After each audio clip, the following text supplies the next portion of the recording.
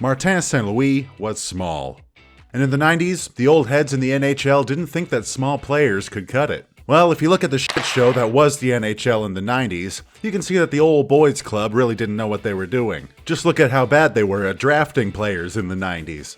But with guys like Scott Stevens running around trying to end guys' careers for fun, you can understand why small guys would have a tough time. But then came the promised one, Martain St. St. Louis played a single season of junior hockey with the Hawkesbury Hawks of the Central Junior Hockey League in 1992-93, where he scored 37 goals and 87 points in just 31 games. He was recruited to join the University of Vermont Catamounts, where he quickly became one of the top scorers in the NCAA, leading his team to their first ECAC hockey championship. In the summer of '96, he received interest from NHL teams, but St. Louis decided to go back for his final year of college, thinking he could get the same offers next year. Some teams even offered him $100K just as a signing bonus. After college, St. Louis faced difficulty finding an NHL team to sign him. Only the Ottawa Senators offered him a tryout before the 1997-98 NHL season, but then they released him. He then signed a 2-year contract with the Cleveland Lumberjacks of the IHL that included a clause allowing him to leave the team if offered an NHL contract. He played with the team and scored 50 points in 56 games, catching the attention of the Calgary Flames, who signed him to a contract on February 18, 1998. He was assigned to their then American Hockey League affiliate, the St. John Flames, where he scored 26 points in 25 regular season games. St. Louis earned a spot on the Calgary roster the next year to begin the 1998-99 season,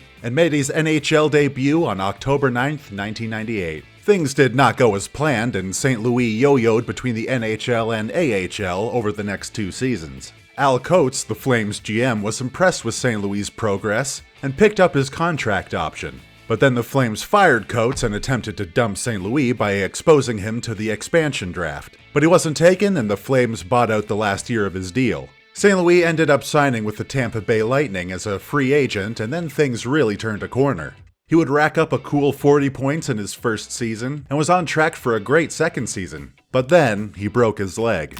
Once healthy, St. Louis went on to rack up a 70-point season in 02-03 and 94 in 03-04. That same season, he would win the Stanley Cup. But wait, there is irony here because guess who he beat in the Cup final? None other than the Calgary Flames. Ooh, baby, talk about sweet, sweet revenge. Calgary paid St. Louis not to play for them, and the team that decided to sign him went on to beat them in the Cup final, with St. Louis being a key factor. But guess who was the GM that bought him out? None other than TV's Craig Button. Stick to giving bad takes on TSN, Craig. Craig was fired back in 2003, but still, a whole carton of eggs on his face. And that is how Martain St. showed the old heads of the NHL that being small wasn't an issue. If you like this video and want to see more, be sure to subscribe to Outside the League.